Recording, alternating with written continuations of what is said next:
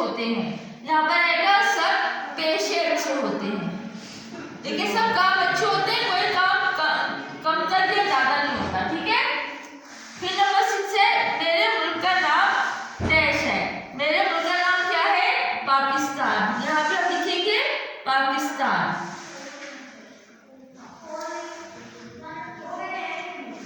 ठीक है बच्चों, आप लोगों ने ये काम कॉपी पर करना है और उसको अच्छी तरह से याद भी करना है। आपको पता है ना कि हमने फिल द ब्लैंक्स और ये कलर दुरुस्त किससे करने होते हैं? कलर पेंसिल से।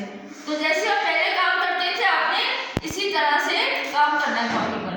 ठीक है, और उसको अच्छी तरह से याद भी करना है। ये मैंने